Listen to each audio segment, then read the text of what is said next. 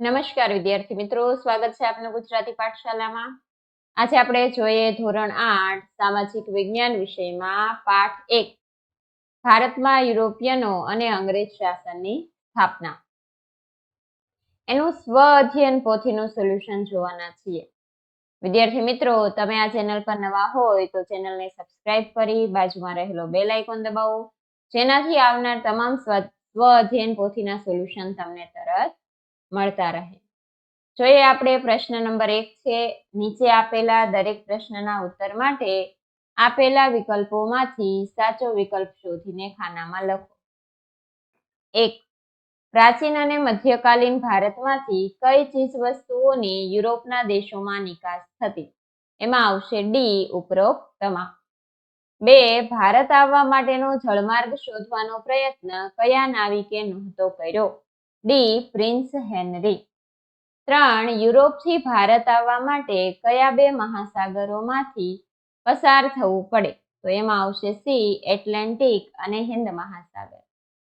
4. યુરોપમાંથી ભારત આવનાર પ્રજાનો યોગ્ય ક્રમ લખો। એ પોર્ટુગીઝ, ડચ, અંગ્રેજો અને ફ્રેન્ચો। 5મો વિકલ્પ છે પોર્ટુગલ પ્રજા વિશે કયું વિધાન યોગ્ય નથી?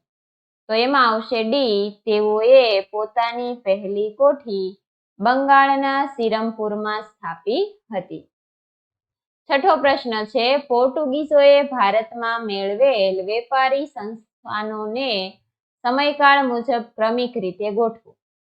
એમાં આવશે એ ગોવા, વસઈ, દીવ અને દમણ। 7. યુરોપિયન પ્રજા અને તેના અમલદારો પૈકી નીચેની કઈ જોડ યોગ્ય નથી? D German Columbus. 8. નીચે પૈકી કયા ગવર્નર જનરલ અંગ્રેજ નથી? બી ફ્રાન્સિસ્કો ડી અલ્મેડા। 9. 3 પ્રાંતો મળી જે કલકત્તા તરીકે ઓળખાયા, તેમાં નીચે પૈકી કયા પ્રદેશનો સમાવેશ થતો નથી? બી મગધ। 10. ભારતમાં પોર્ટુગીઝ સંસ્થાનની સ્થાપના કોણે કરી હતી? બી અલ્બુકર્ક। 11. કર્ણાટક વિગ્રહો કઈ બે યુરોપી પ્રજાઓ વચ્ચે થયેલા? એ અંગ્રેજો ફ્રેન્ચો। 12. અંગ્રેજોનો વીરતાથી સામનો કરીને વીરગતિ પામનાર શાસક નીચે પૈકી કોણ હતો? એમાં આવશે સી ટીપુ સુલતાન। પ્રશ્ન નંબર 2 એ જોઈએ નીચેના વિધાનોની ખાલી જગ્યાઓ પૂરો।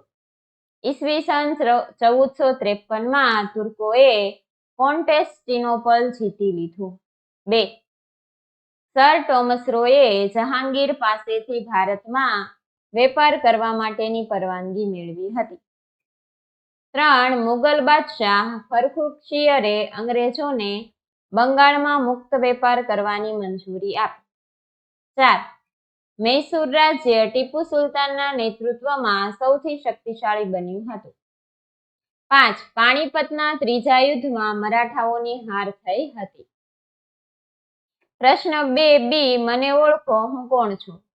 મેં ભારત આવવા માટેનો જળમાર્ગ શોધ્યો હતો, વાસ્કો દ ગામા।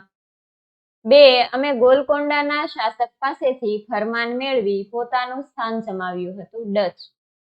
3. હું કોલકાતામાં આવેલ અંગ્રેજોનો કિલ્લો છું, ફોર્ટ વિલિયમ। 4. હું હૈદર અલીનો પુત્ર છું, ટીપુ સુલતાન। 5. મારી પરિષદમાં એક કાયદા સભ્યને નીમવામાં આવતો, ગવર્નર જનરલ। પ્રશ્ન 2 સી ખોટા વિધાનો પર ચેપો મારી નીચેના વિધાનોને સાચા બનાવો। 1. સાગરના સ્વામી તરીકે ફ્રેન્ચો અથવા પોર્ટુગીઝો ઓળખાતા। તો નીચે આપણને વાક્ય બનાવીને લખેલું છે સાગરના સ્વામી તરીકે પોર્ટુગીઝો ઓળખાતા અને ફ્રેન્ચો ઉપર લીટો મારેલો છે। બીજું વાક્ય જોઈએ ફ્રેન્ચોએ સૌપ્રથમ શ્રીલંકા પર આક્રમણ કર્યું। 3. મીર જાફરના વિશ્વાસઘાતને કારણે સિરાજુદ્દૌલાની સેના હારી હતી।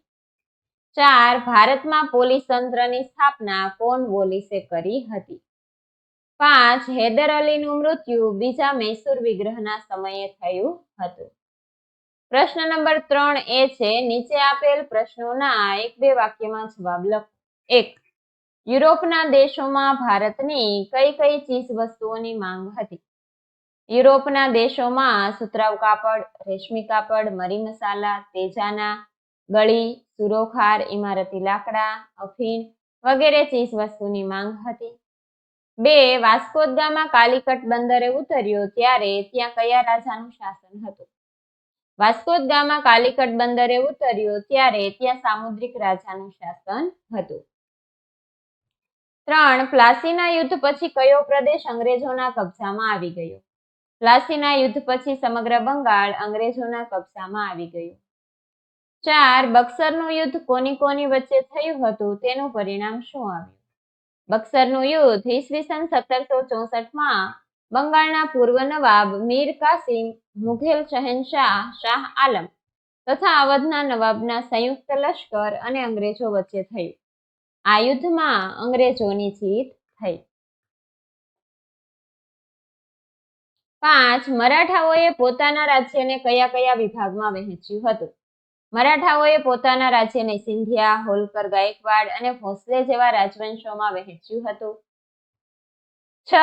અંગ્રેજોના શાસન દરમિયાન ભારતના વહીવટી તંત્રના સર્વોચ્ચ વડાને શું કહેવાતા હતા? અંગ્રેજોના શાસન દરમિયાન ભારતના વહીવટ તંત્રના સર્વોચ્ચ વડાને ગવર્નર જનરલ કહેવાતા હતા. 7. ભારતમાં સનદી સેવાઓ કોણે શરૂ કરી હતી? ભારતમાં સનદી સેવાઓ કોર્નવોલિસે શરૂ કરી હતી. 8. અંગ્રેજોના શાસન દરમિયાન ન્યાયાધીશો અન્ય કયા નામે ઓળખાતા? અંગ્રેજોના શાસન દરમિયાન ન્યાયાધીશોને અન્ય, મુનસફ અને અમીન તરીકે ઓળખાતા. 9. મરાઠા યુદ્ધો પછી પેશવાને પુણેમાંથી હટાવી ક્યાં મોકલી દેવાયા? મરાઠા યુદ્ધ પછી પેશવાને પુણેમાંથી હટાવી કાનપુર પાસે બિઠુરમાં મોકલી દેવાયા. 10. મૈસૂરમાં હૈદર અલી પહેલા કયા વંશનું શાસન હતું? મૈસૂરમાં હૈદર અલી પહેલા વિજયનગર સામ્રાજ્ય એટલે કે તુલુ વંશનું શાસન હતું. પ્રશ્ન 3 છે યોગ્ય જોડકા જોડો. પોર્ટુગીઝ તો એમાં આવશે ડી, ડચમાં આવશે ઈ, અંગ્રેજોમાં આવશે બી, ડેનિશમાં આવશે એ અને ફ્રેન્ચોમાં આવશે સી. પ્રશ્ન 4 નીચે આપેલા શબ્દોની સંકલ્પના સમજાવો. એકાધિકાર, એક હથ્થુ સત્તા, સરમુખત્યાચાર તેમજ ઇજારો, ઠેકો જેમાં કોઈ એકના હાથમાં સત્તાના બધા સૂત્રો હોય તેને એકાધિકાર કહેવાય. 2. સંસ્થાન, સંસ્થાન એટલે પ્રદેશ. જે તે ક્ષેત્રમાં વેપાર કરવા માટે નક્કી કરાયેલા પ્રદેશને સંસ્થાન કહે છે. 3. દ્વિમુખી શાસન, કોઈ પ્રદેશનું શાસન બે જુદી જુદી શાસન પદ્ધતિઓથી ચાલતું હોય તેને દ્વિમુખી શાસન પદ્ધતિ કહે છે. પ્રશ્ન 4b ઐતિહાસિક કારણો આપો. પ્લાસીના યુદ્ધમાં અંગ્રેજો સામે સિરાજુદ્દૌલાની હાર થઈ કારણ કે મુર્શિદાબાદ પાસે આવેલ પ્લાસી નામના સ્થળે નવાબના સેનાએ અંગ્રેજોનો મુકાબલો કર્યો પરંતુ મીર જફરના વિશ્વાસઘાતને કારણે સિરાજુદ્દૌલાની હાર થઈ. 2. અંગ્રેજો ભારતમાં સર્વોપરી બન્યા કારણ કે પ્લાસીના યુદ્ધ પછી સમગ્ર બંગાળ અંગ્રેજોના અધિકારમાં આવી ગયું. બક્સરના યુદ્ધથી અંગ્રેજોને બંગાળ, બિહાર અને ઓરિસ્સાના અધિકારો પ્રાપ્ત થયા. ત્યારબાદ મૈસૂર વિગ્રહમાં પણ અંગ્રેજોની જીત થઈ. મરાઠાઓની તાકાતને પણ કચડી નાખવામાં આવી. આમ વિધ્યાંચલથી લઈ દક્ષિણના બધા જ ભાગ પર અંગ્રેજોની સત્તા સ્થપાઈ. 3. વેલેસ્લીએ ભારતીય સનદી સેવામાં આવતા બ્રિટિશરો માટે તાલીમી સંસ્થાની સ્થાપના કરી કારણ કે ઉચ્ચ વહીવટી તંત્ર, નાગરિક સેવાઓ, સેના, પોલીસ અને ન્યાયતંત્ર જેવા મહત્વપૂર્ણ વિભાગમાં ઉચ્ચ હોદ્દાઓ માટે યોગ્ય અને સક્ષમ અંગ્રેજ અધિકારીઓની નિમણૂક કરી શકે તે માટે તાલીમ સંસ્થાની સ્થાપના કરી. પ્રશ્ન 4 ટૂંક નોંધ લખો. Vasco da Gama. Vasco da Gama Portugal નાવિક હતો. તે ઈસવીસન 1498માં કાલિકટ ખાતે આવી પહોંચ્યો હતો. તેને પોર્ટુગલથી આફ્રિકા અને આફ્રિકાથી ભારત આવવાનો નવો જળમાર્ગ શોધી કાઢ્યો હતો. ઈસવીસન 1498માં વાસ્કો દ ગામા આવ્યો ત્યારે કાલિકટમાં રાજા સામુદ્રિક રાજ્ય કરતો હતો. તેણે પોર્ટુગીઝોને વેપાર કરવાની સંમતિ આપી હતી. 2. કોર્નવોલિસના સુધારા. 1. કંપનીને બાહોશ અમલદારી મળી રહે તે માટે તેણે ભારતમાં સનદી સેવાઓ શરૂ કરી. 2. તેણે કંપનીના કર્મચારીઓને વેપાર પર પ્રતિબંધ મૂકી ભ્રષ્ટાચાર વિરુદ્ધ નિયંત્રણો મૂક્યા. 3. તેણે મહેસૂલી તંત્ર અને ન્યાયતંત્રને એકબીજાથી અલગ કર્યા. 4. તેણે બંગાળને 23 જિલ્લાઓમાંથી વહેંચી નાખ્યું અને દરેક જિલ્લા પર કલેક્ટરની નિમણૂક કરી. એ કલેક્ટરોને જિલ્લાને લગતી વહીવટી અને ન્યાય વિષયક સત્તાઓ સોંપી. 3. બ્રિટિશ શાસન સમયની લશ્કરી વ્યવસ્થા. ભારતમાં બ્રિટિશ શાસન વિશિષ્ટ લશ્કરી નીતિને કારણે અસ્તિત્વમાં આવ્યું હતું. તેનું લક્ષ્ય ભારત જીતવાનું તેમજ ભારતના આંતરિક વિદ્રોહોને દબાવવાનું અને બ્રિટિશ ભારતના સામ્રાજ્યનો વિકાસ કરવાનું હતું. તેમાં એ સફળ નીવડ્યા હતા. કંપનીની સેનામાં અનેક ભારતીયો સૈનિકો તરીકે જોડાયા. અંગ્રેજો જ માત્ર ઉચ્ચ અધિકારીઓ બની શકતા. ભારતીયો લશ્કરમાં સુબેદારથી ઊંચો હોદ્દો ધરાવી શકતા નહીં. સૈનિકોને નિયમિતપણે માસિક પગાર મળતો.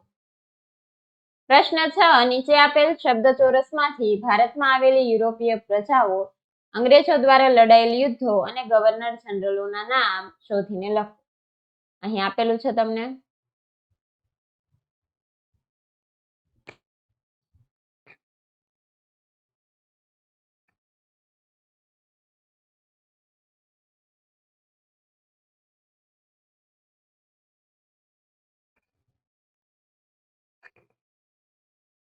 અહીં ભાગ પાડીને લખવાનું છે.